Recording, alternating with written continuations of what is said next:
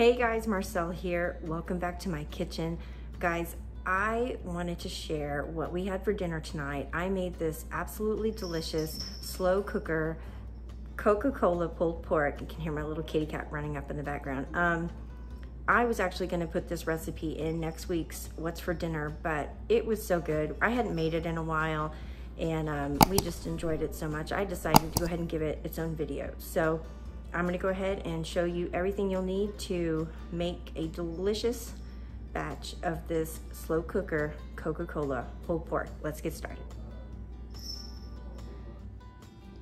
Okay guys, so for this absolutely finger-licking good slow cooker Coca-Cola pulled pork, here's what we need. It's really just a handful of ingredients, but we're going to start with the star of the show here. I've got a Boston butt roast, and it's 3.5 pounds nearly. This is a much larger roast than I would normally get. You need about a 2 to 3 pound piece of meat for this recipe with the ingredients that I'm using.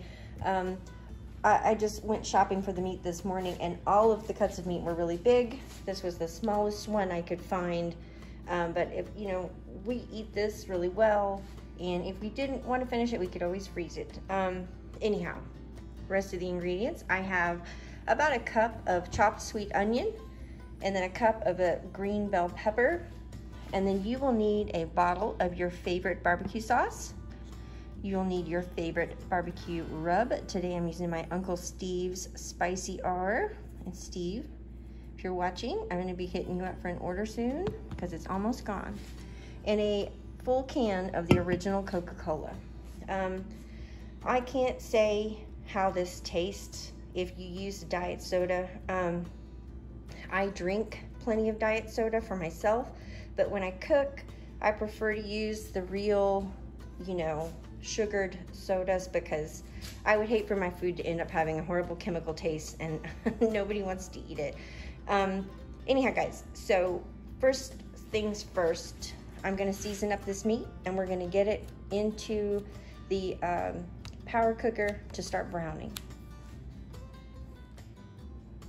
Okay guys, so I flipped the roast over, and there is a lot of fat on this, so I am going to be cleaning it up, and I'm just going to take this whole big bunch of obvious fat off of this, and so you know, you're going to want to clean it up so it's not super greasy. I'm just letting you know. Okay, so I was able to get it cleaned up quite a bit. There was a whole lot of fat on it. But anyway, guys, I'm gonna go ahead and rub the seasoning in here, and we're gonna get it to browning in the Instant Cooker. Okay, guys, so first things first, I'm gonna go ahead and coat the metal bottom of this power cooker crock with a little bit of olive oil. This used to be a non-stick crock, but it's been used and abused and washed several times over the years, and it is not as non-stick as it used to be. So the oil will help prevent this pork from sticking too bad. Anyhow, that's done. Let's go ahead and get some color on this roast.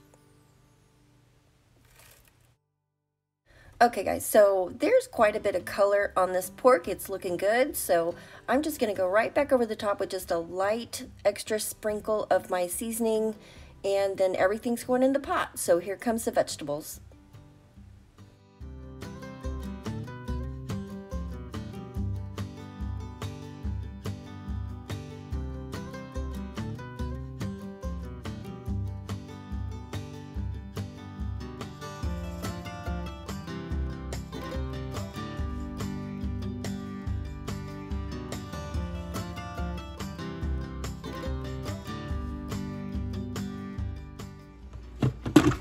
Okay, now everything's in there.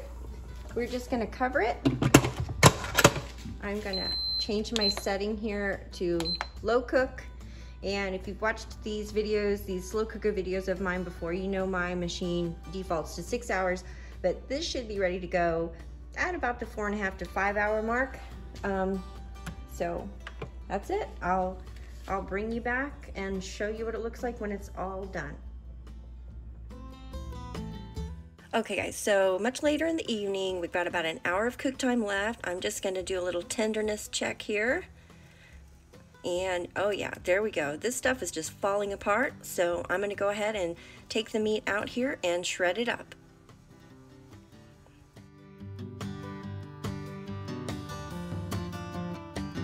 Okay guys, so here's the shredded pork. I'm just gonna add it back to the power cooker so it can soak up all this amazing sauce. And we're gonna make some sandwiches. Okay y'all, so I'm throwing in a little bit of a bonus recipe here. You can't have pulled pork sandwiches without coleslaw, so I'm going to show you how I make my simple homemade coleslaw. Here's a bag of shredded cabbage. We're going to go with some mayo, some apple cider vinegar, a little bit of sugar, and some salt and pepper. I'm going to go ahead and show you how I make my homemade creamy coleslaw dressing.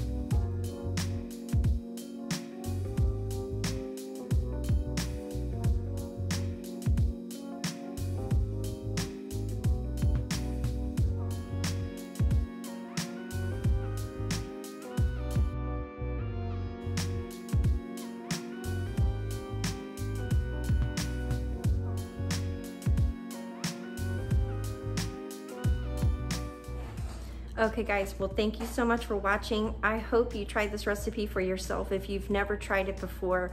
Adding the vegetables is something I don't see in a lot of recipes for this, but it really does add a lot of flavor. The onions and the peppers, they always add a ton of flavor to anything you add them into. But this is a great Sunday supper recipe, good for busy weekdays. This will feed a family of, of 4 for a couple of days. This is also a good way to get your barbecue fix without having to fire up the grill. But anyhow guys, I hope you love it if you try it. Thanks so much for watching. I will see you in the next video guys.